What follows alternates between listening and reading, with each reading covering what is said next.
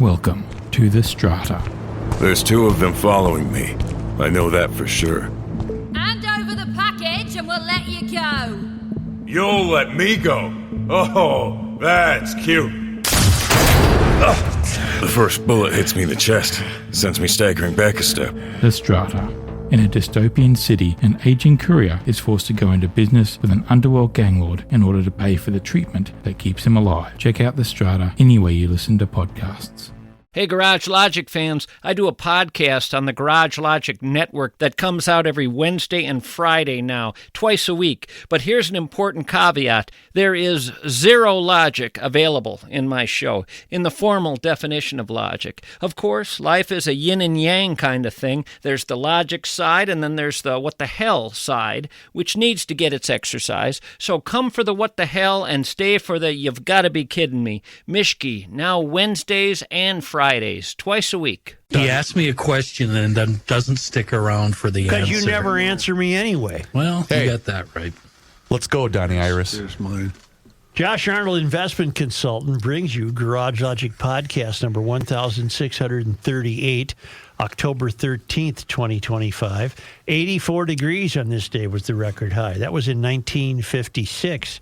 And as chilly as 22 degrees on this day in 1917. Do yourself a favor and call Josh Arnold at 952-925-5608 for a free 48-minute consultation. Hail the flashlight king.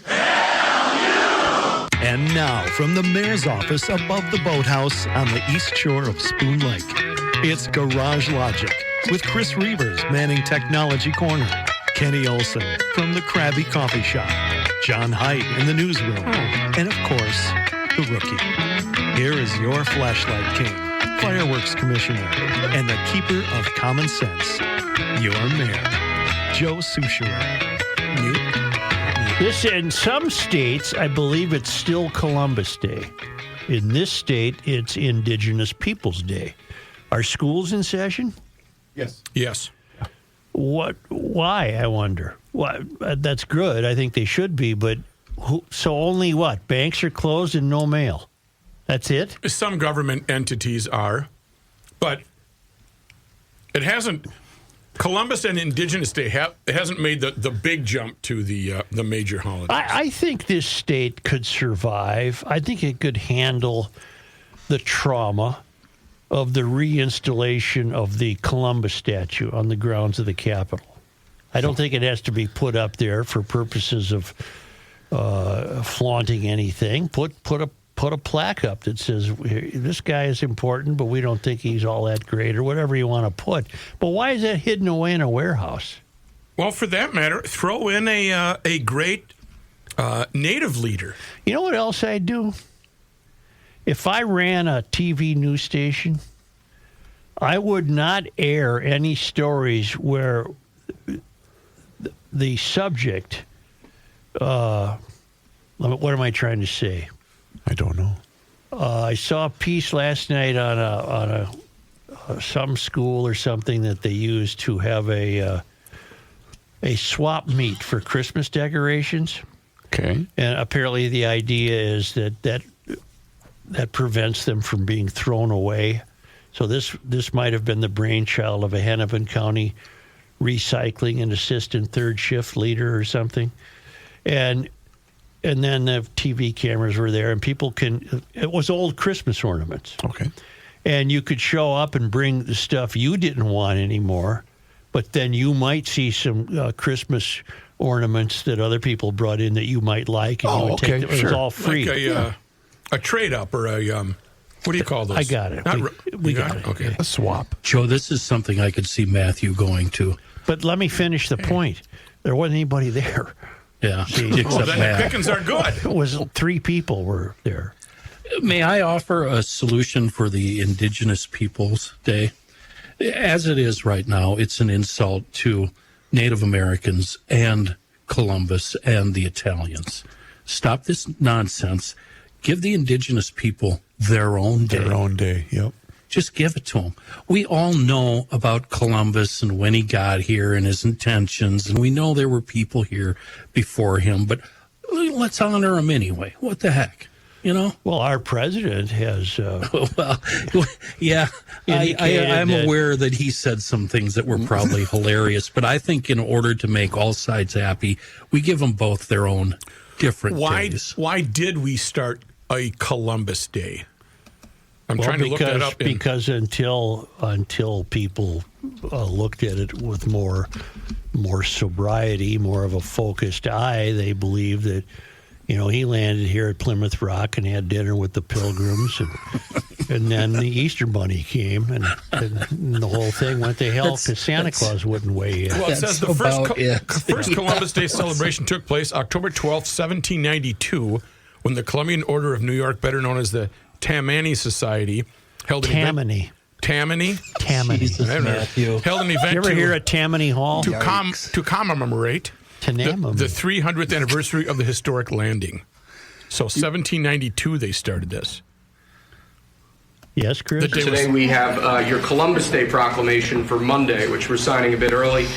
Christopher Columbus obviously discovered the New World in 1492. He was a great Italian explorer. He sailed his 3 ships, the Nina, the Pinta, and the Santa Maria, across the Atlantic Ocean and landed in what's today the Caribbean. But this is a particularly important holiday for Italian Americans who celebrate the legacy of Christopher Columbus and the innovation and explorer zeal that he represented. In other words, we're calling it Columbus Day. Yes.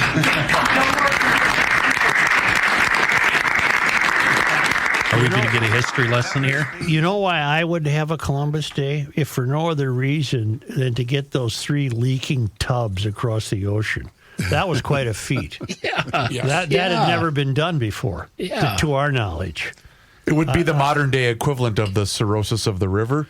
No, it wouldn't be that, Chris, at all. There's no relationship whatsoever. I meant Kenny's jalopy. None. My mother, Judith, gave my wife, who was indigenous, a button that says, on this day in 1492, indigenous people rescued a very lost Christopher Columbus. Thank you. Yep. May I get to 3 things from GLers who are lovely people, including Charles, who needs a garage wood ruling. I'll be more than happy to provide him one. Mayor, please provide a garage wood ruling. I will be moving to the lake place sooner than later. Enough of this city life. Does garage wood move with me, stay with the house, or taken to the dump? As always, hail the Flashlight King. Regards, Charles. Well, obviously, you would never take it to the dump. My ruling would be the garage wood goes with you. Because the other guy that's moving in has his own garage wood. Either that or, in rare cases, you know well the person to acquire your house, and you might, as an act of kindness, want to leave him some garage wood. But in my garage wood has always traveled with me. I still have it. In fact, I used a piece the other day, and if I was sharper on social media, I would have filmed what I did. I got a piece I was putting the tabs on the CP's license plates, but the front one was bent. And so you made it a project. Oh, hell yes. Yes. The real value of time. Yes, exactly. So I took the plate off, and I got a piece of garage wood, and I placed the plate on top of the garage wood, and carefully, like a stonemason or an artist of some type, a geologist, I went around and I tapped that license with a hammer till it was perfectly straight, and then put it back on the car and replaced the garage wood in the neutral corner where it resides. Because what is the key to garage wood? You will need it at some point. Mm-hmm. You will just need a piece of that wood at some point.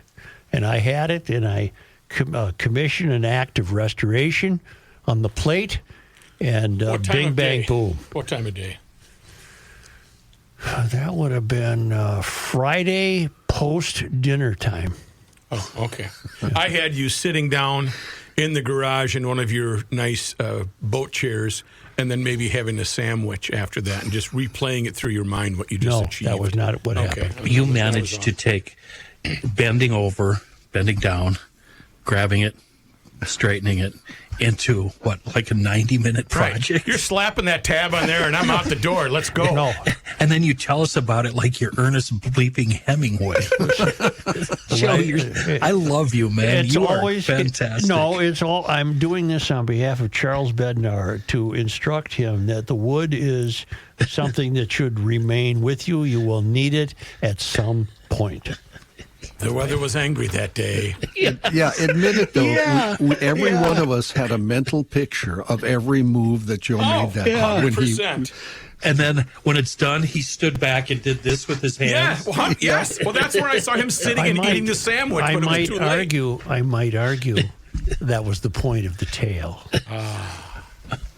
I have wonderful letters from GLers. Including this one, a name I'm not supposed to issue, so I will not. And if I didn't know better, I would swear this was from one of my uncles who was a school teacher. Hi, Joe. I listened to your podcast the other day when you were discussing how too many young people today are allowed to dodge personal responsibility thanks to misguided adults providing them with a BS disability diagnosis. It called to mind this episode from my life as a high school English teacher, which was what my uncle was. That's why I said if I didn't know better, I thought, but he's dead, so I don't think it's him. Right. No, it's not. He can't write. I had a high school senior, let's call him Billy, who throughout his high school career was notorious for arriving late to his classes. Well, the first day of my first hour class, he strolled in 2 minutes late. I gave him the stink eye and spoke to him after class, letting him know this would not continue. He smiled, nodded, and sauntered out. Next morning, same thing. So I called his mother and encouraged her to get him up and out of the house 5 minutes earlier each morning so that he wouldn't be waltzing into my class late each day. She said that would not be possible because her son had been diagnosed with time perception disorder. Holy. And in parentheses, the emailer says, yep, look it up. It's a real thing. Time perception disorder. And he goes on, I wasn't buying it. The next morning, I locked my classroom door when the bell rang to start class, and 2 minutes later, there was Billy banging on the door, demanding to be let in. I calmly told him to head up to the principal's office and spend the hour there, and this became a morning ritual. Well, now it was late May, and graduation day was looming for Billy. Unfortunately, he was quickly piling up missed class hours and was likely going to fail my class. His mother, panicking, demanded that I let her son into my class each day to accommodate his disability. I refused, and let's just say things got pretty tense. My principal, and this is a ray of hope, my principal, to his credit, backed me. So Billy was left with a simple choice. Either come to class on time and make up your missed instruction by meeting with me before school, or fail my class and not walk with your class on graduation day. Fair. Lo and behold, a miracle occurred. Billy was cured. The next day, he came to class on time, and over the next several weeks made up all of his missing work with me before school. Happy ending. Billy graduated with his class, and I never did get a thanks from his mom for curing her son. Oh. He was cured. What is Billy doing now, He was cured. That's a without miracle. medication. That's I love fantastic. That was a great email. That's fantastic. As is this email from Paul Hurst. Wait a second. Are you one of these people that if you arrive on time, it feels like you're late? Because that's how I am. If I get there, if I have to be there at 10 and I walk in at 10, I apologize for being late. Yeah. Because to me, being on time is being there 10 minutes early. Matthew, how would you answer that? Being a sufferer of time perception disorder in a major way, which is a major down point in my marriage. Matthew, yes. It shows that you disrespect us, that you don't think our time is valuable. Mick, you think you're more important than everybody else. You sound exactly like my wife. Well, as a guy who shows up.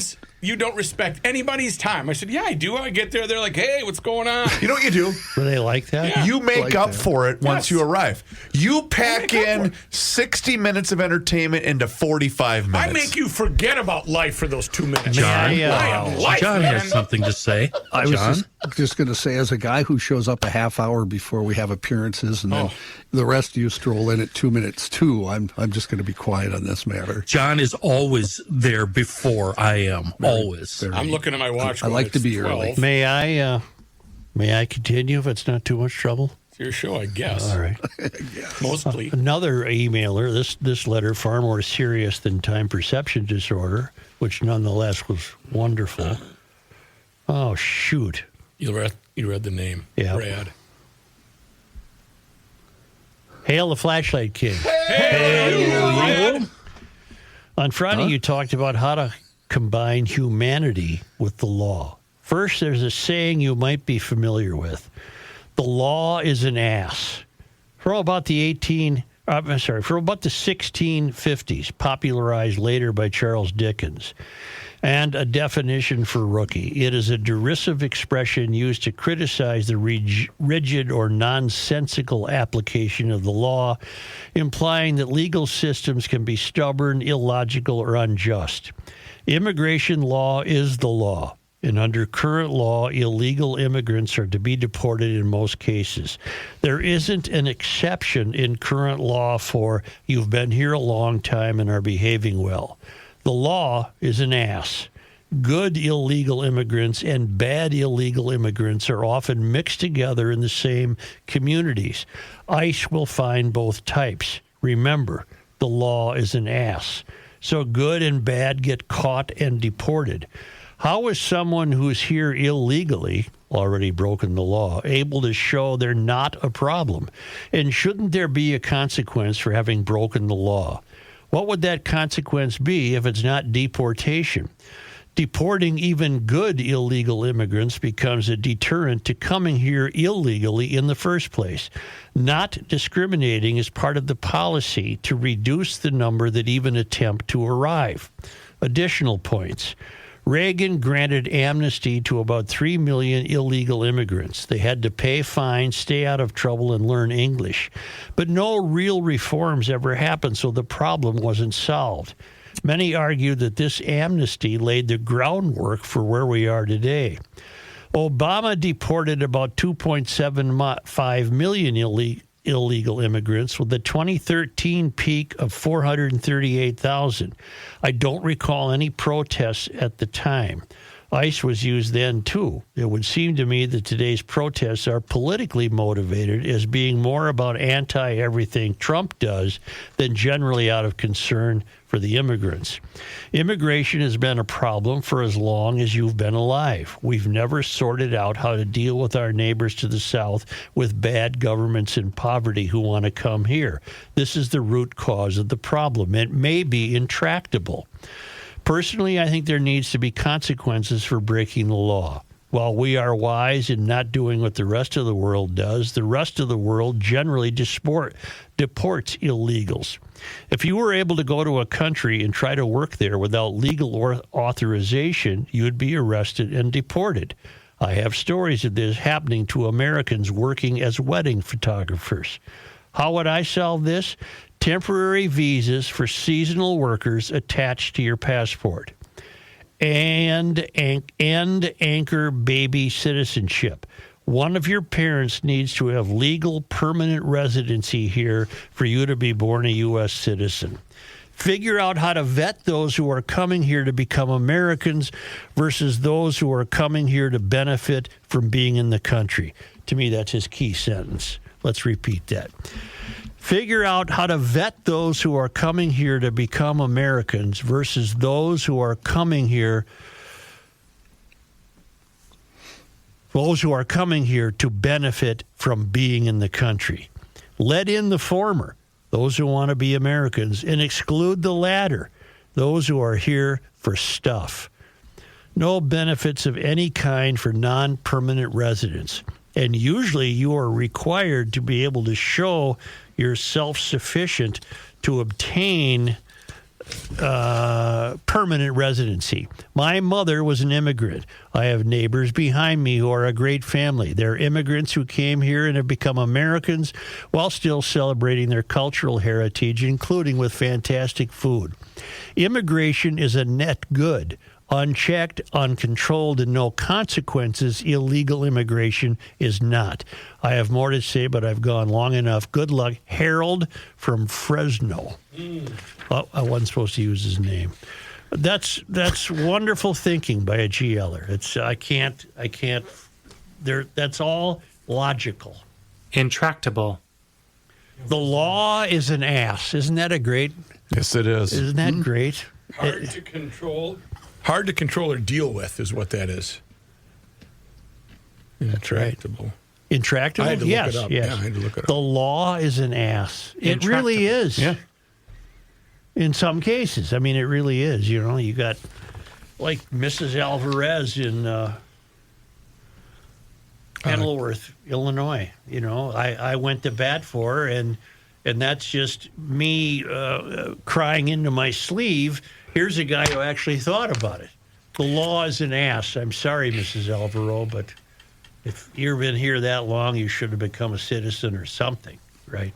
No loopholes.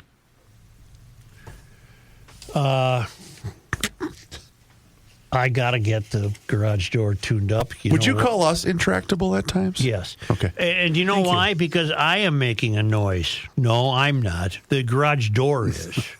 And Precision Door has a noisy door tune-up special right now for $149. So if your current door is giving signs that it might act up, you don't want to wait till winter to find out. Get it taken care of now with a 25-point safety inspection from Precision Door. If you need a new door, now is the time to do it. $100 off a single door for GLers.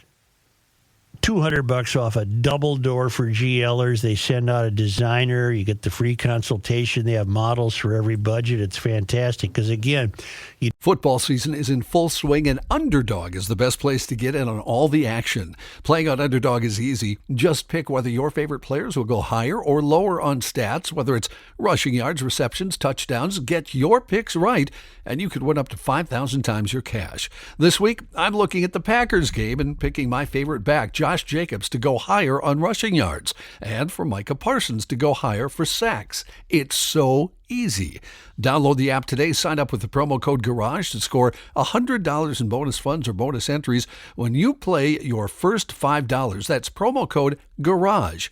Underdog, make picks, win money. Must be 18 plus, 19 plus in Alabama and Nebraska, 19 plus in Colorado for some games, 21 plus in Arizona, Massachusetts, and Virginia, and present in a state where Underdog Fantasy operates. Terms apply. See assets.underdogfantasy.com/web/play and get terms _DFS_.html for details. Offer not valid in Maryland, Michigan, New Jersey, Ohio, and Pennsylvania. Concerned with your play? Call 1-800-GAMBLER or visit ncpgambling.org. In New York, call the 24/7 Hope line at 1-8778-HOPE-NY or text HOPE-NY 467-369. Reavers here once again for my guy, Mr. Money Talk, Josh Arnold. Does thinking about retirement make you uncomfortable? Well, sometimes the anxiety from wondering if you've saved enough can be overwhelming. But what if I told you that you could ease those tensions in just 48 minutes? Well, Mr. Money Talk is going to be able to sit down with you and get you on the right track for your financial future. Josh has navigated it all when it comes to uncertain market and economic conditions, and he'll always provide straight talk, never sugar-coated advice on how to reach the finish line with your retirement goals. Don't let your financial worries give you an ulcer or keep you from calling Josh right now. His 48-minute, no-obligation consultation could be just what you need to feel better about your future. Call Josh today at 952-925-5608 and set up your free 48-minute, no-obligation consultation. That's 952-925-5608. Investment services offered by Josh Arnold Investment Consultant, LLC, a security investment advisor. Past performance is no guarantee of future results. All investments involve risk. All comments and opinions are Josh Arnold's and do not constitute investment advice. Chris Reavers is a paid endorser.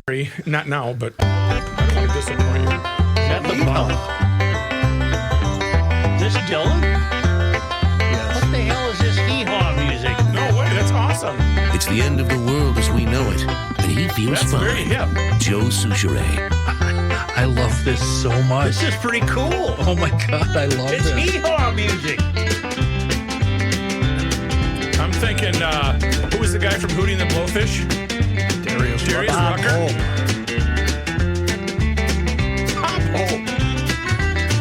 Hootie and the Blowfish. Be talking about Darius seaphones. Rucker. Darius Rucker. Oh. Hi, Ken. Matthew, every time you speak, you bring the intelligence level down for the whole group. Wow. Maybe just zip it up. I don't dispute that. It's accurate. I was sitting here thinking about the weekend. Did you use any seafoam over the weekend? I know I didn't use any of the motor treatment. I did use a little outboard, though, that had been recently treated. Started on the second pull, ran perfect. Of course, deep creep. I used some deep creep this weekend. You did. I did not use any deep creep, but I had pliers, scissors, and a pocket knife soaking. Pulled them out, and they're now in perfect working condition. Thankfully, didn't have to use any. Bugs be gone because there weren't any bugs. I even drove at night, but no bugs. But it's still there in the door pocket in the back seat of the truck where it belongs. That's the big three. The big three that all of us should have on hand for general use and times of emergency. Oh, hey, that reminds me. I was going to remind you guys before the winter, before the snow flies, spray down your receiver hitches with deep creep. And you guys that own trailers, hit those swivel jacks before the snow flies. You got to keep those up and running good before everything freezes up. Now, where was I? Oh, the big three, yeah. You can get them anywhere that fine chemicals are sold. I'm talking about Bugs Be Gone, Deep Creep, and the motor treatment. Proof that Seafoam is a miracle worker in times of bad gas, rust, and smooshed bugs. Seafoam. Here is your latest Ilhan Omar report on Garage Logic. Well, she's made it official. Ilhan Omar is endorsing Omar Fateh for the mayor of Minneapolis. No! Yeah. And she says she's excited to announce that she's supporting Fateh. Well, I'm excited to announce that I will be supporting Senator Fateh for the mayor of the city of Minneapolis. Our Congresswoman, who I'm really excited to have her support. And with that, Congresswoman Ilhan Omar put her stamp of approval on a grateful State Senator Omar Fateh, who envisions a city that is more equal. Minneapolis seems to be a tale of two cities, one for the wealthy and the well-connected, and the rest of everyone else. The Congresswoman believes the 35-year-old senator, a Democratic socialist, can lead with a progressive agenda. I have trust in the senator's track record that he will find a way to make sure that we have ordinances, legislation that is passing through that speaks to the desires and the needs of the residents of the city. Fateh's run has not been entirely smooth. He is being accused of campaign violations for continuing to use the term DFL endorsed on his campaign signs. The state DFL rescinded the endorsement after convention irregularities surfaced and declined to make an endorsement of anyone else. Fateh says he is benefiting from a backlash. People stop me and they tell me that we're really hurt and upset by what happened with the DFL taking back the endorsement. Fateh continues to deny questions about any ethical missteps, including when he fast-tracked a housing bill without disclosing his wife's alleged business ties to the project. It was not a finance bill. It was not to benefit my wife or anyone. It was a program integrity bill. Representative Omar knows both Senator Fateh and Mayor Fry well. She says it's Fateh who is best suited to bring the warring factions at City Hall together. Fateh points to his work on expanding access to opioid detection strips, free college for low-income students, and a deal to keep Uber and Lyft drivers in the Twin Cities as examples of how he can work with different sides. For Jacob Fry, not getting a Representative Omar endorsement is nothing new. He's won the mayor's race twice without it. With photojournalists Louis Carpel and Nick Luneman, Esme Murphy, WCCO News.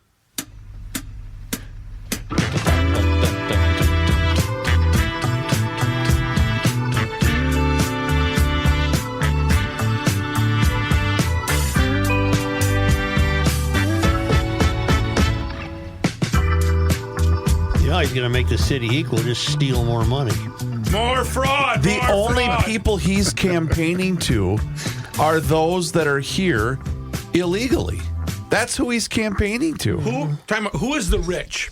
She said that there's the rich and the poor. Democratic socialist candidates do hold capitalism and wealth in contempt. We've been through this a million times. They will take it upon themselves to rectify that. no matter by what means. But aren't most Minneapolis rich Democrats? The elite of the who owned the newspaper? Sylvia. That was the Cowles family, and right now it's Glenn Taylor family that owns it. Omar Fateh has no business becoming the mayor of anything, much less Minneapolis. His behavior is entirely shady. He has no historical knowledge or context of Minneapolis. He was set up to come out here after failing to win a school board seat in Virginia. He was born in America. He's an American. And he realized there were so many of supporters and possibly relatives in Minneapolis, this would be a good place for him to land, and almost instantly acquired a series of jobs. He's never worked a real job. And then suddenly a state senator and now a candidate for mayor. It's all rigged. It's a game that's being played on us.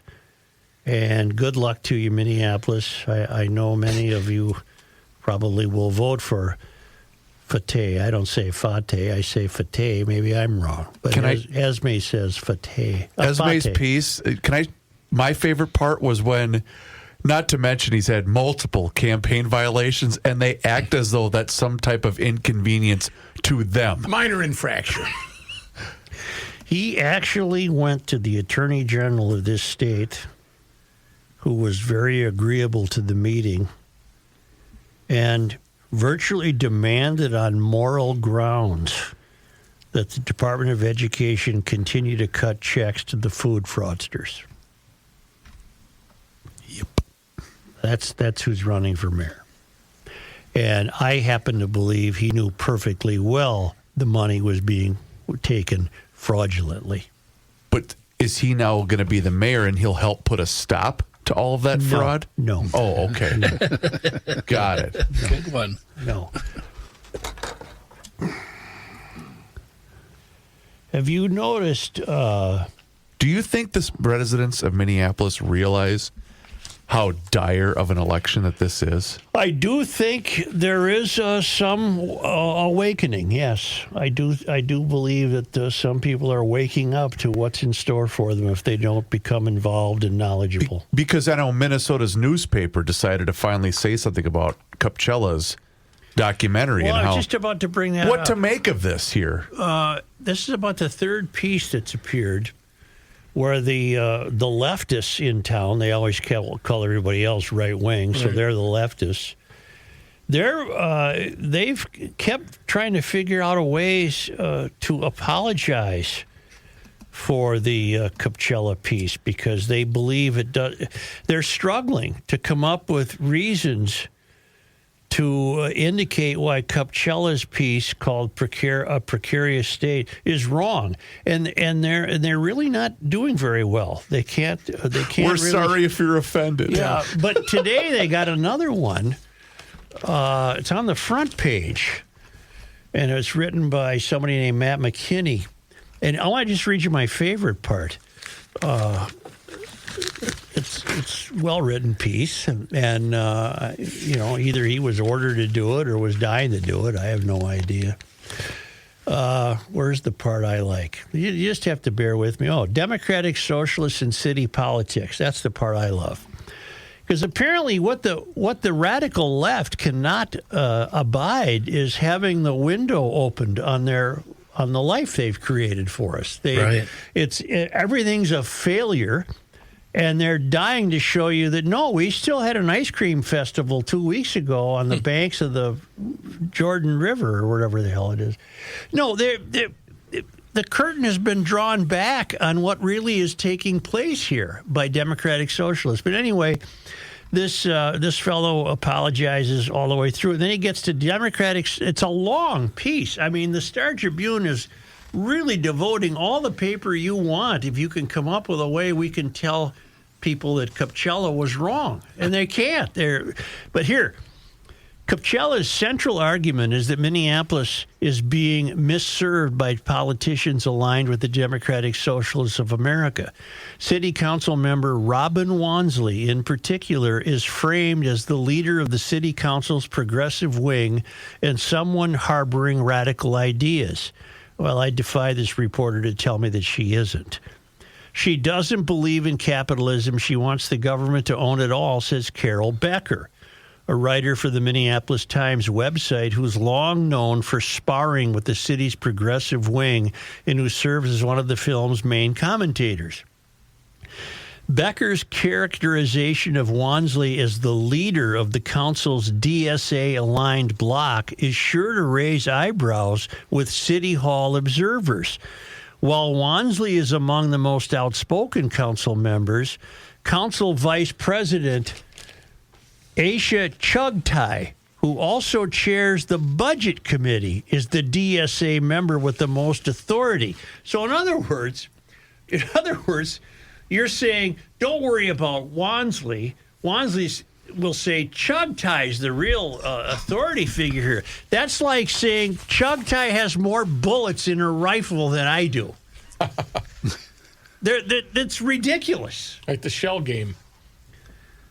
Wansley is never interviewed. Well, Kupchella tried to interview her. Wansley is never interviewed, nor are her supporters. Who in the hell would they be?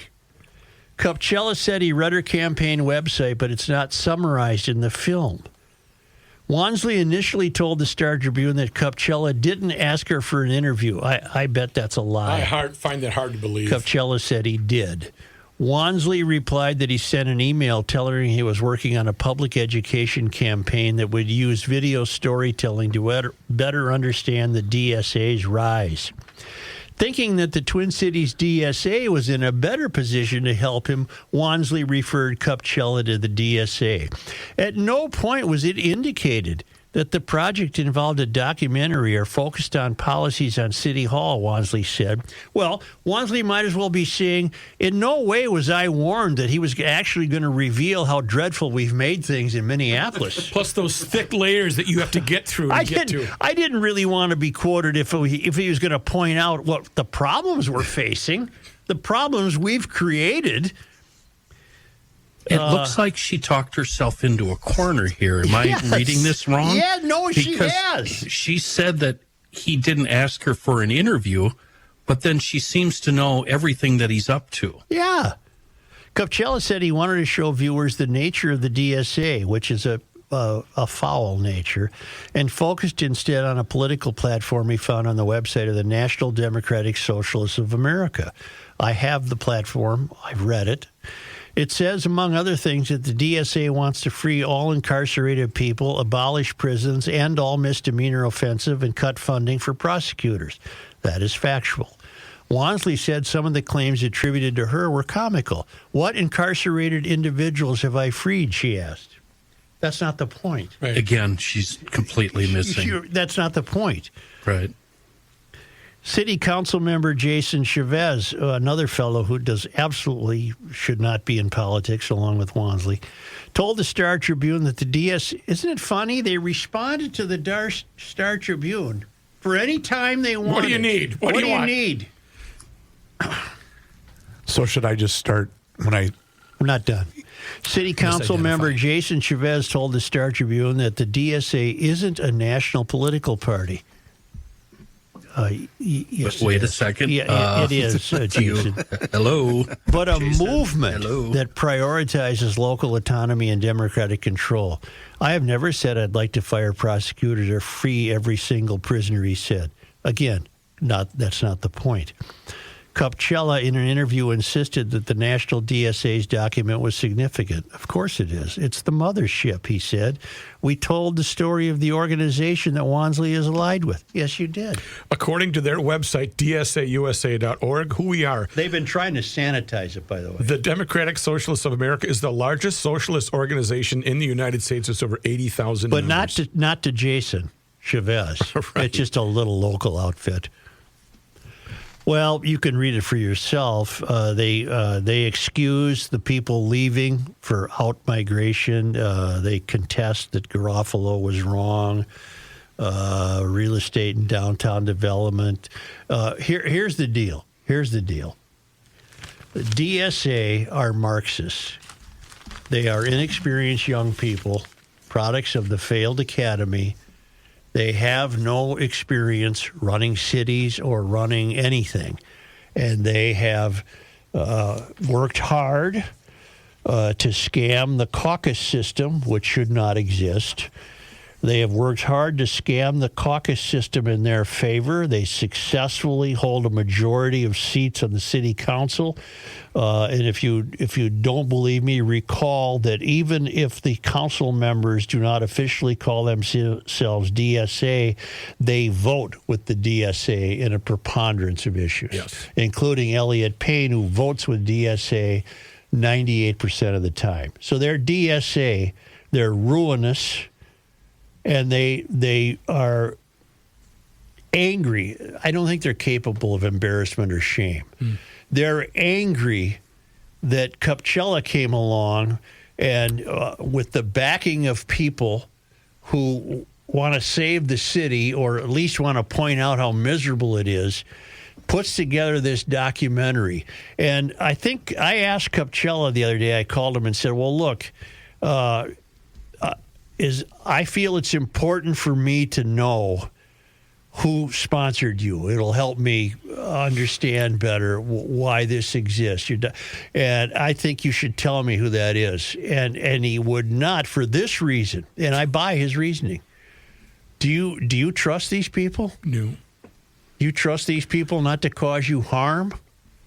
If I was some rich guy trying to keep my head above water in Minneapolis and I slipped Kupchella a few bucks to help produce this documentary, I don't want these fruitcakes bothering me or coming to my business. Which they would. Which they would. I'm comfortable with that. I don't believe it's nefarious. I've watched it twice now. I've talked to Kupchella off the air 3 or 4 times. I'm not sensing anything except he's laying it out there. Well, why is that funding issue an issue? Because the DSA holds capitalism in contempt, and they see this as an example of rich people trying to quiet them. They see this as rich people bringing down the hammer on their loftier goals, their more virtuous outlook on life. So is all of their funding on the up and up and above the table? Well, they wouldn't tell us that.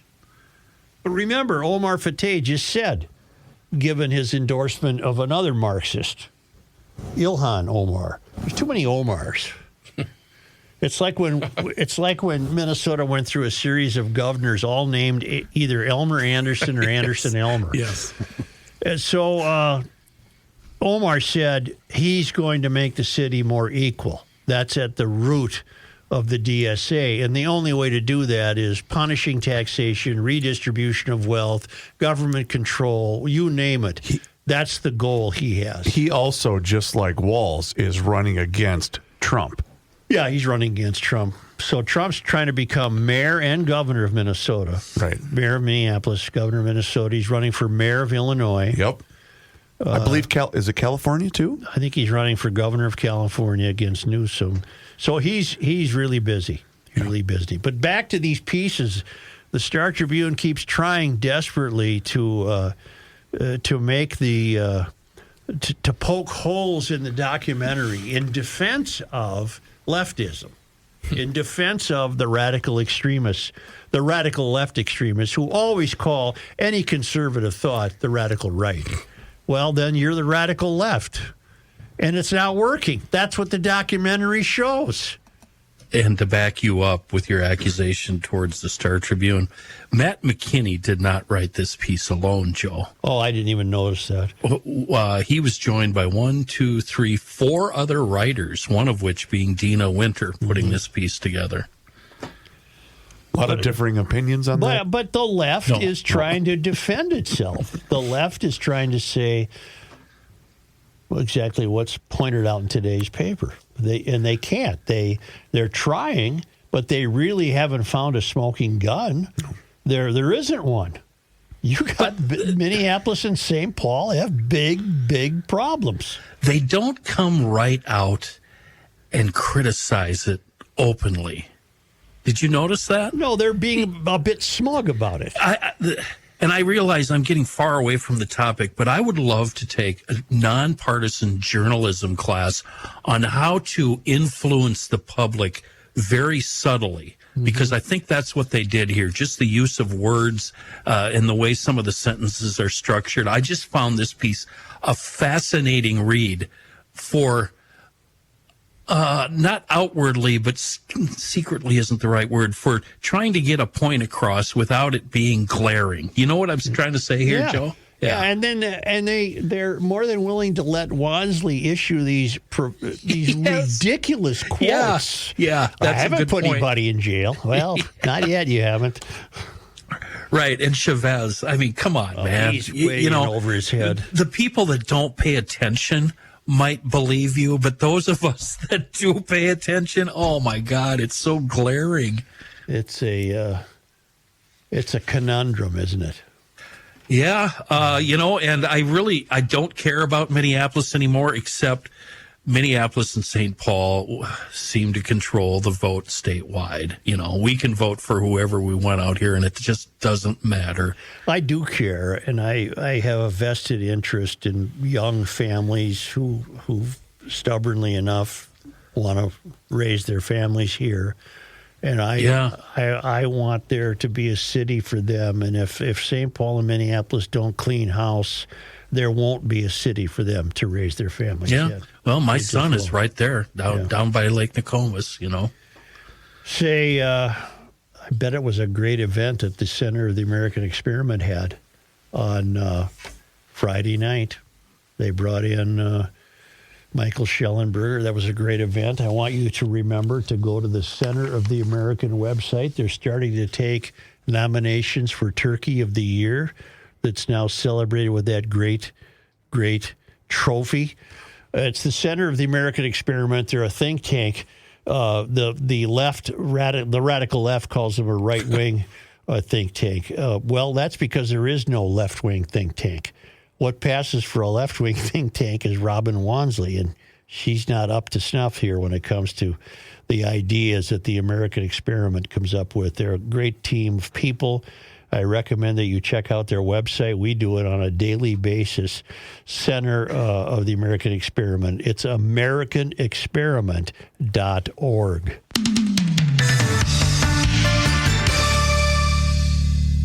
With football season in full swing, Underdog is the best place for you to get in on all the action. It doesn't get any easier than Underdog. Just pick whether your favorite players will go higher or lower on stats like rushing yards, receptions, touchdowns, and more. Get your picks right, and you could win up to 5,000 times your cash.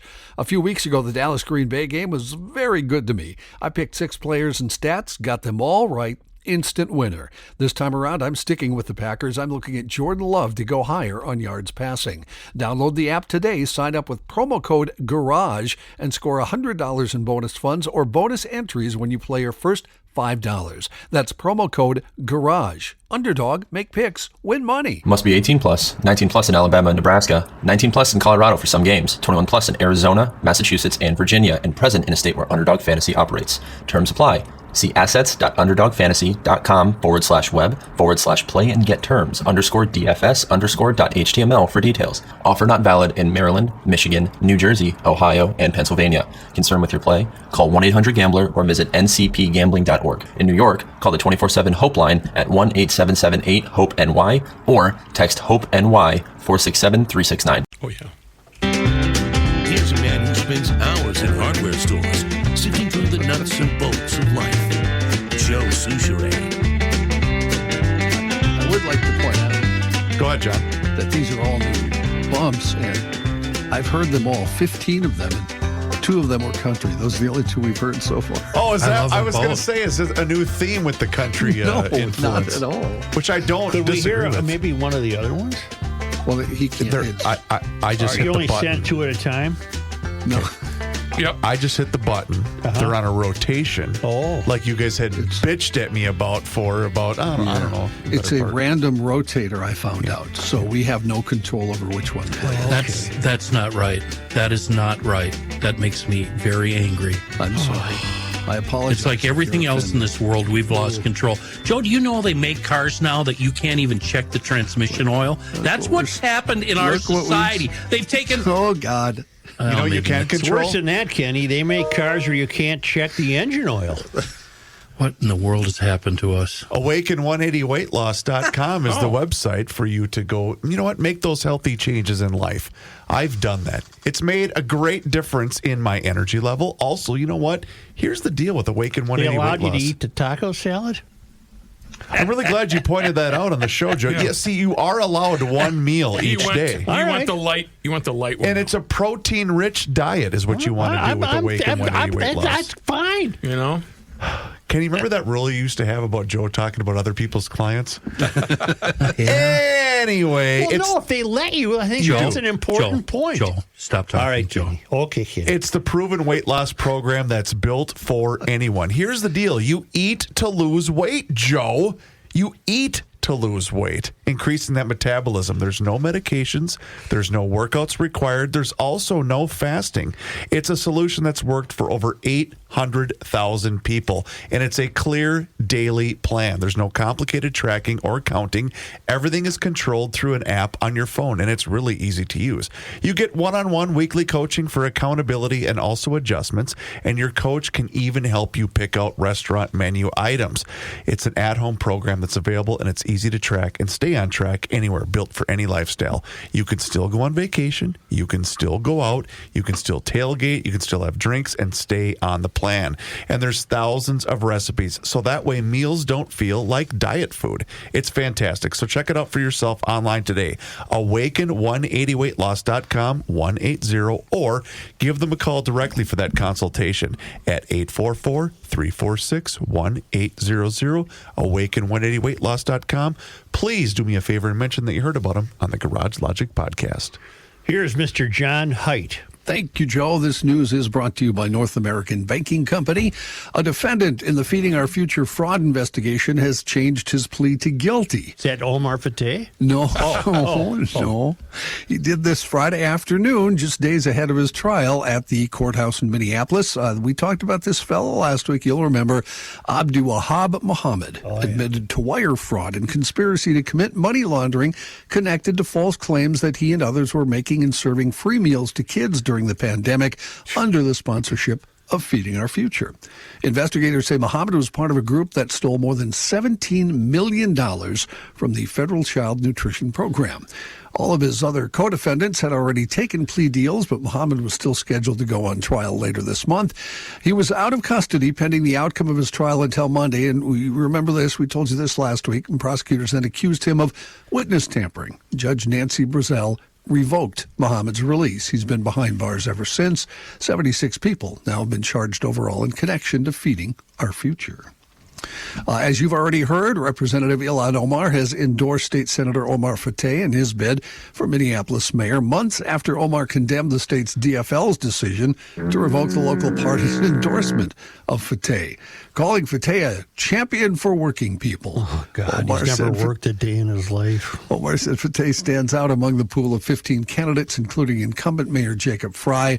Fry, by the way, has received endorsements from Governor Tim Walz and Minnesota Senator Amy Klobuchar. Boy, the Walz endorsement or the Ilhan Omar endorsement is a distinction without a difference. 2 people are being treated at a hospital after suffering symptoms of carbon monoxide poisoning at their home in Garfield. That's about 7 miles northwest of Alexandria. Dispatchers took a 911 call from a 47-year-old woman reporting symptoms of a heart attack just before 10:30 last night, according to the Douglas County Sheriff's Office. However, the woman reported that her husband started experiencing a seizure. Authorities say dispatchers recognized the signs of possible carbon monoxide exposure and told the couple to get out of their home right away. Deputies, fire crews, and medics then responded, provided aid to the couple, who said they'd recently turned on their furnace for the season, didn't know it had any mechanical issues. The 2 were taken to a hospital, then airlifted to another facility for further medical treatment. Airlifted. Wow. Yeah, we have no condition yet, so we're not sure. What How old are they? 40. The woman was 47. There's no age for the man. They will never in their lifetime pay off that airlifting bill. Seriously. I bet it cost them $100,000. Do we charge people for that? Yeah, we do. And insurance won't pay for it. Okay. What? Yeah. Never get airlifted. Well, hang how on. about if it's life or death? No, I would crawl on my belly with my intestines hanging out before I would allow them to put me on a helicopter. It's cheaper to die than it is. A Hibbing home demolished during an explosion. It's cheaper to die. Well, I guess that's one way to look at it. He's got a point. Yep. It sounds like a good line for a song, actually. Just cheaper to die. A Hibbing home demolished during an explosion that injured at least one person last night. That happened at about 6:40. Neighbors heard an explosion, saw the house was fully engulfed in flames. One person injured due to the explosion, transported to Hibbing Hospital for further care. The original home has been destroyed, and a second residence was extensively damaged. The cause of the explosion currently unknown. Did you guys see the before and after pictures of the munitions factory in Tennessee that blew up? Yes. Amazing. Yeah. 19 people dead. They'll never find those people, by the way. They've become part of the air. There is nothing. Yep. It might as well have been hit by a nuclear blast. Yep. Holy mackerel. Firefighters continuing to try and contain that wildfire in the North Shore Park that has grown to encompass 300 wooded acres. According to an update yesterday from the Minnesota Interagency Fire Center, the fire that has scorched hundreds of acres of maple trees and fall leaf litter in George H. Crosby Manitou State Park was about 50% contained. The blaze, which started by a lightning strike last Wednesday, was detected along a ridge near the Caribou River in the park, about 10 miles southwest of Tofty. You know, the term leaf litter doesn't work for me. Leaf litter? What do you mean? Leaves aren't litter. They're part of the natural. They're just part of life, and then they fall to the ground. They're not litter. That kept me awake last night, to be truthful. Yeah, Right. did it really? Why? No, it didn't. Why don't we? Well, he got me. But but it is a did. good point because it's someone that's trying to be clever and provide alliteration, right? That's what bothers you with it. I don't know. I'm not using the term. You also don't like leaf peeping.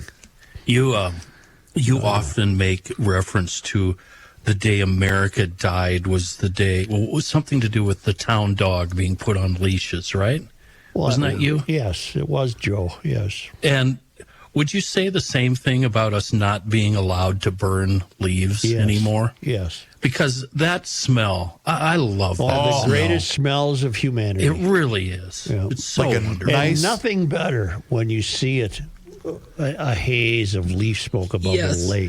Yeah. Oh, good. It's like a nice backyard fire in the fall. it's not the same. Oh, Jason. I love the smell of leaf litter. Oh, It's Jason. Americana. John, it's not litter.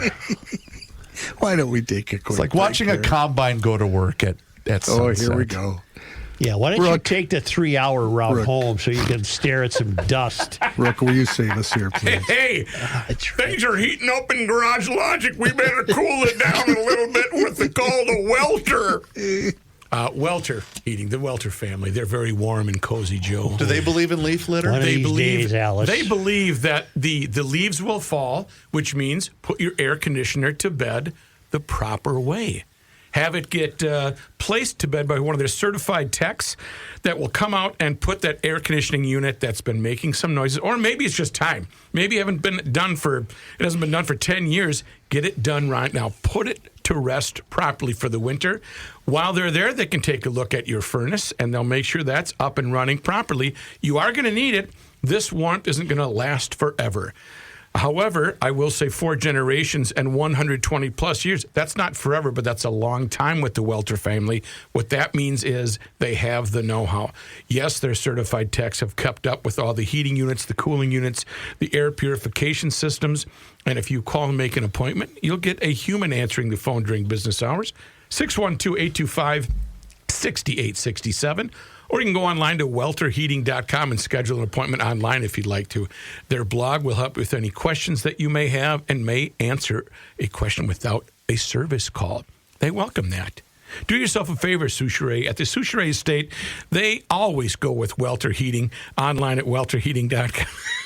Okay, well, at least I do anyway. And you should too. They're trustworthy garage logicians full of common sense. welterheating.com. This winter, warm up your shelter with the 59 seconds from Mr. Welter.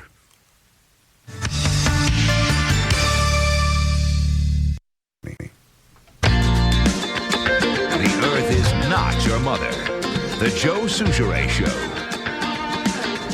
Dang, these are good. That's what I'm talking about. You know who else is good? North American Banking Company, and they are here to help you solve all of your financial needs.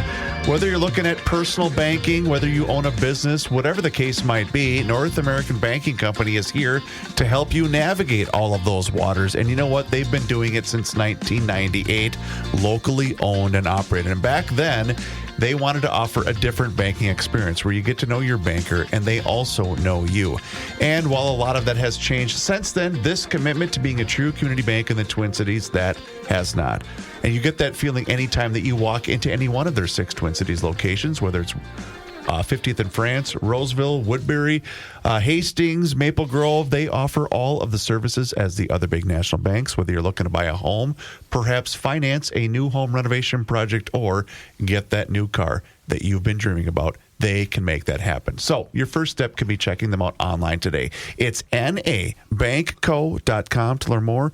Once again, it's banking done differently. Go ahead. North American Banking Company, member FDIC, is an equal housing lender. Okay, before John speaks, I have a serious question about the bumps. You say they're on a rotator? Yes. Well, would you be mixing in old ones with the new ones, or are we just going to get 15 straight new Dylans on a rotation and then start hearing the old ones on a rotation? I can find out the How answer about the to that. whole thing get mixed up and like making a salad, jumble it all together? All right. Yeah. Joe wants a salad. I want control back. I want to be able to pick and choose myself. Kenny, I'm a grown adult with, 40 years of producing. I don't need anybody to produce I heard a for me. little Carlos Santana in that one. Ooh. Channeling Carlos. He could channel anybody. There's a lot of them with a lot of guitar. Although I did have to tell him, he'd put a solo 40 seconds in, and I'd say, no. Really? Because, 17 10 seconds. in, We're going to hear 10 seconds. Let's go here. In national and international news, President Trump told Israeli lawmakers today that their country had no more to achieve on the battlefield and must work toward peace in the Middle East after 2 years of war against Hamas and skirmishes with Hezbollah and Iran. Although the U.S. brokered truce between Israel and Hamas remains fragile, those close to the president say he is determined to seize an opportunity to chase down the elusive regional harmony for that region. In an unexpected detour, Trump called on the Israeli president to pardon Israeli Prime Minister Benjamin Netanyahu, who he described as one of the greatest wartime leaders. Netanyahu is facing corruption charges, although several hearings have been postponed because of the conflict with Hamas. Trump promised to help rebuild Gaza, which has been devastated during the conflict, and urged Palestinians to, in his words, turn forever from the path of terror and violence.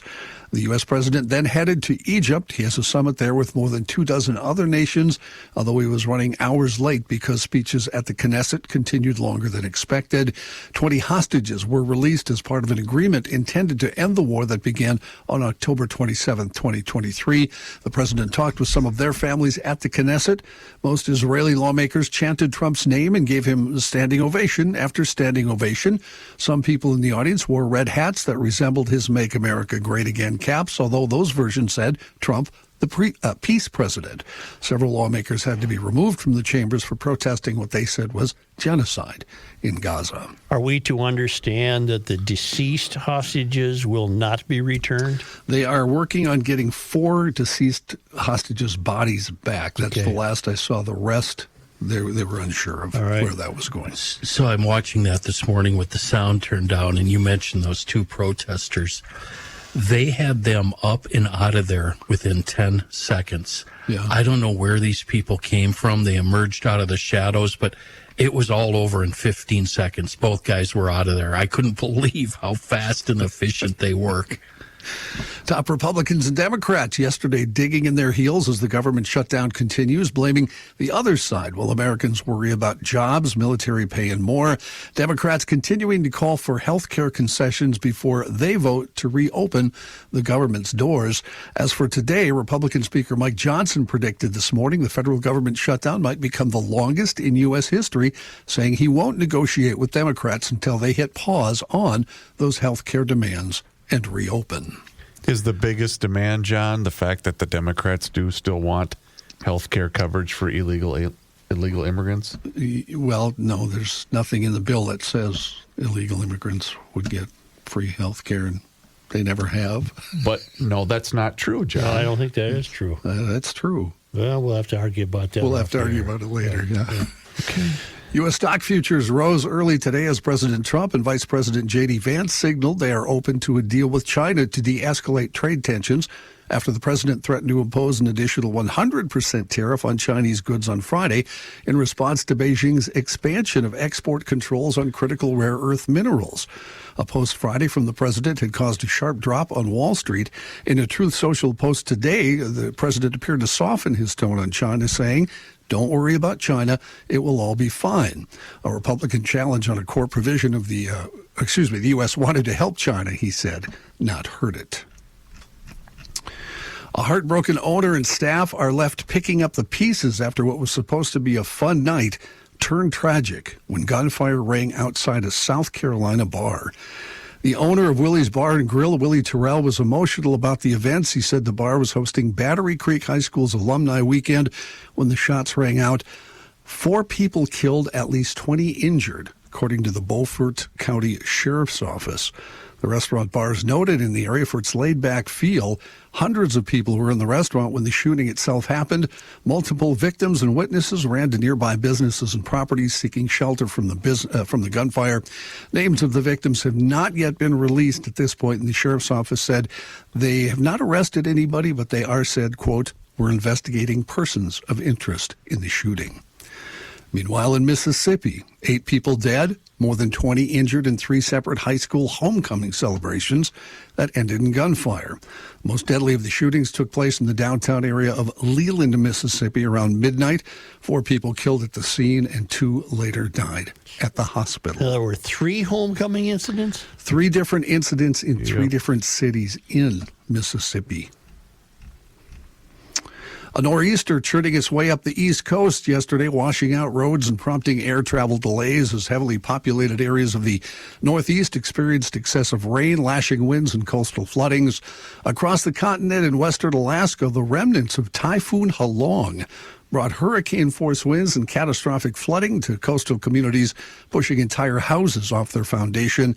Rescue aircraft were sent to the tiny Alaskan villages of Kipnuk and Quilligincock, where there were reports of up to 20 people possibly unaccounted for. The area is one of the most isolated in the U.S., where some communities have few roads. Residents use boardwalks, boats, and snowmobiles to get around. Diane Keaton dying Saturday at the age of 79. The cause of death not immediately known.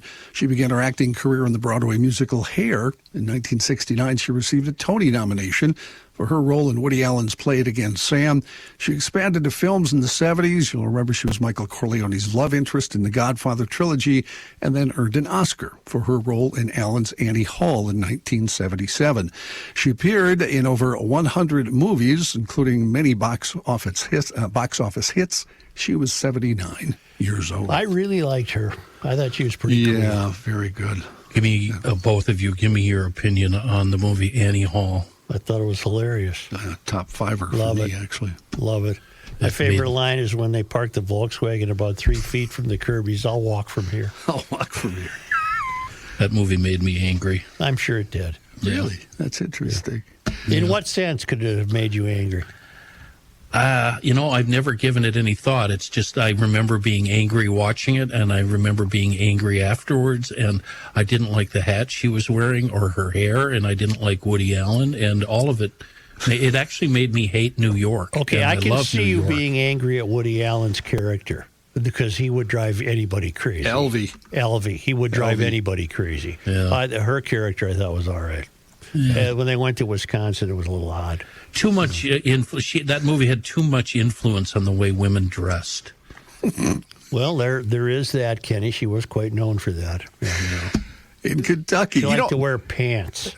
It was the hat more. She had a big hat. The hat. She had a big hat. La-di-da. Yeah, la-di-da, la-di-da. I'm not here to poo-poo on The Godfather. It's one of my favorite movies of all time. But wasn't there a massive age difference between those two? No. It was the Pacino character. I know, but weren't they? No, they were both about 30. Yeah. Oh, okay. I thought she was a lot younger. No. I think she didn't wear any hats in that movie. I thought in that movie, big hats. In that movie, she did an excellent job of being really, really irritating.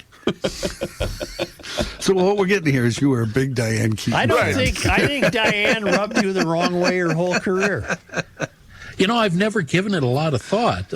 Maybe I don't hate her, but yeah, she bugged me. She had a very porcelain style baby face in that movie, right? In Godfather? Yeah, that's why she looks so much younger than him, maybe. Yeah. Maybe that's what I think she wasn't the love interest, Johnny. She was the wife. Yeah. And she died at 79, and Pacino's, 84? So in real life, Chris, there's 5 years? Okay. 5-year difference? I thought it was more than that. And I don't know about the characters. I mean, she's got to know better. Don't ask the husband what he does for a living. Right. I mean, just enjoy the life. Yeah. She's lucky she didn't get sent out there in an aluminum fishing boat. In that rowboat with Frito, Fred. In Kentucky, a man in Powell County is facing charges after his Halloween decorations depicted the bodies of local officials. Oh, God. According to an arrest citation, Stephen Markham was arrested on Saturday. He's charged with intimidating a witness in the legal process and third-degree terroristic threatening. Police report they received a call regarding potential witness terroristic threatening just after 2 p.m. at a home in Stanton. When authorities got there, they saw 5 bodies in trash bags in the yard, and they were all labeled. One hanging was labeled district judge. There was a rope around the neck of the body. From left to right, the 4 other bodies were labeled mayor, CA, sis, I don't know what sis means, and zoning manager. You know what the problem is? People don't know what's funny. Yeah. Funny. I know funny. I think he was just That's not angry. funny. He was an angry guy. Tell me if this is funny. I haven't seen it in a while, but it was when Biden was president. There was a full-size sticker that goes on the back of your tailgate of your pickup. Right. And it looks like the inside of your pickup bed, right? Right. In the bed is President Biden hogtied. Not funny. Not funny. I almost drove off the road. I was laughing so hard. I would like to point out that was retweeted by our current president at the time. So I was crying. I was laughing so hard. I can understand. There was also, Kenny, one that made the rounds. This is a couple of weeks ago where a guy, I believe it was driving a Dodge Ram, big heavy duty, and on the front of the grill, it was an image of a guy in a black hooded sweatshirt. On the back, it just said Antifa, looking as though he just got rammed into through a protest. That's funny. I might have a troubled sense of humor. You may. Would you like some more, Joe? I mean, no, it's getting kind of late. That's fine. I don't want to. What time are you calling me? Say, I'm speaking to you for Bradshaw and Bryant Personal Injury Attorneys. If you're like me or other people, you may not know what to do if you're ever injured in an accident. Insurance companies and adjusters can be tough to deal with. You need a team. That's where Mike Bryant and his team come in. They'll explain your rights, represent you, and help you through a difficult time. For 6 consecutive years, Mike has been recognized as a super lawyer and has been named among Minnesota's top 40 personal injury lawyers by Minnesota Law and Politics. That's the real deal. Bradshaw and Bryant hopes you're never in an accident, but if you are, call Bradshaw and Bryant at 800-770-7008 or go to minnesotapersonalinjury.com for a free case evaluation. And Bradshaw and Bryant says, don't be part of the problem. Don't text and drive or drive distracted. That's just common sense from Bradshaw and Bryant.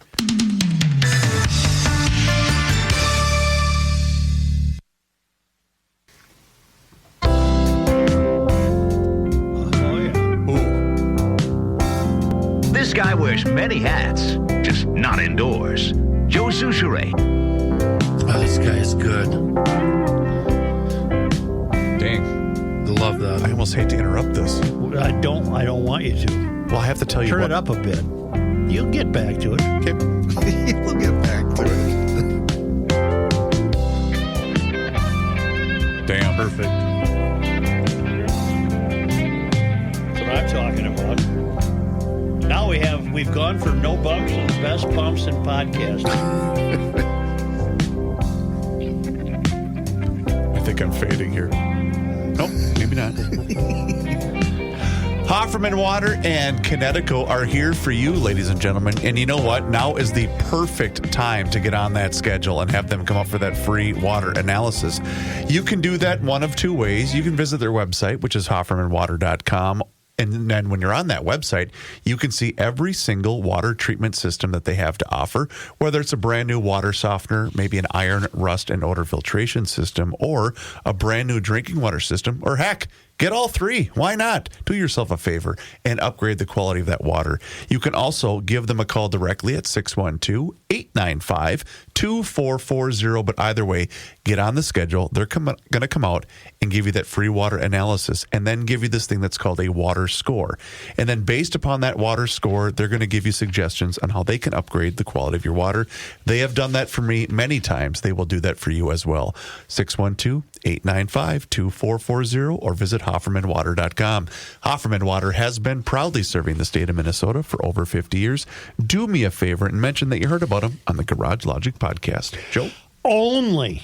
Yes, sir. Because they come to us all the way from Barcelona, Spain, and the traveling Lymans, who can be followed at worldwidewaftage.com. It was on this day. Joe, today is October 13th. In 1857, the state constitution was ratified by popular vote. In the accompanying gubernatorial election, Henry H. Sibley beat Alexander Ramsey by 240 votes out of 35,340 cast. On this day, October 13th, in 1893, celebrating Minnesota Day at the World's Fair in Chicago, 20,000 of the state's residents viewed exhibits of the state's resources and heard the first Minnesota Regiment Band. On this day, Joe, today is October 13th. In 1919, author Kathleen Winsor was born in Olivia. Her novel, Forever Amber, published in 1944, was banned in Boston because of its sexual content. With that publicity, it became a bestseller. I don't think I've ever read Forever Amber. What was it, like Lady Chatterley's lover? I don't know. She'd be 104, wouldn't she? If she was alive. Let's see, 1919. 4 and 9 is 6. I don't know how old she'd be. Did you carry the two? Did you carry on this day? 116. On this day, October 13th. In 1990, what happened in local sports? 1990, October 13th. The Target Center Arena opened in Minneapolis. Oh, sure. Yeah. So we played the first year at the Dome. That's right. On this day, October 13th. In 2014, Indigenous Peoples Day officially replaced Columbus Day in Minneapolis. 500 people, including White Earth Land Recovery Project founder Winona LaDuke, and American Indian Movement co-founder Clyde Bellecourt, commemorated the day at the American Indian Center. On this day in Minnesota sports disappointment history. Who'd we lose to, Joe, on October 13th? Well, on October 13th, Chris, 1972, the Fighting Saints played their first game ever and lost to the Winnipeg Jets. And on this day, October 13th, in 2002, Twins lost the ALCS to Anaheim 4-1. Yep. And they won the first game of that series. That's a sports disappointment, isn't it? Quick question. The Winnipeg Jets were an independent team before they joined the NHL? They would have been probably in the... they were either in... what was the rival league to the NHL? You know, Edmonton, Winnipeg, where Gretzky played in the rival league. Oh. What was the rival league? I don't know. You're the host of North Star Confidential. John, what am I thinking of? I don't know anything about Was it AHL. the World Hockey Association? That's where Winnipeg was. Whatever. Original Jets were in the World Hockey Association. Yeah, I got it. World Hockey Association. And then there was the merger, and then Winnipeg didn't have a team that might have ended up in Phoenix. Then that's gone off to be in Salt Lake City. And Winnipeg Jets, the present version, are an expansion team. They had the AHL and the ECHL was the next level down. And then, as John mentioned, the World Hockey Association from 72 to 79. Right. Yes. Thank you very much, GLers. Yes. Do us a favor, if you have not done so already. You should join the 18,000 subscribers that we have on the Garage Logic YouTube channel. Yeah, that's right. Garage Logic has a YouTube channel, and you can watch the show each and every single day starting right around noon. You can also see full segments. There's video shorts. There's behind-the-scenes footage. It's all there for you. Just search Garage Logic on YouTube and search for us on all of our social media channels, which includes Facebook, Instagram, and X. And you can also sign up for the Daily Logician. That's an email that comes right to your inbox each and every single day, and it includes the most recent episode of the podcast. Find out more and sign up today at garagelogic.com.